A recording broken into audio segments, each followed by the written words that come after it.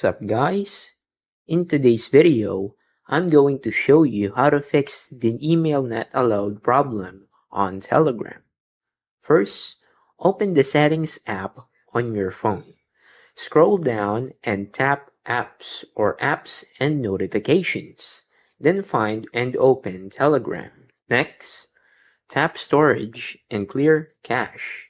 Then select Clear Cache. This removes temporary files that may be causing the issue. After that, go back and tap Permissions. Make sure Telegram has all the required permissions enabled, especially the permissions it needs to function properly. Now, open the Google Play Store or App Store and check if Telegram has an available update. If an update is available, install it and try again.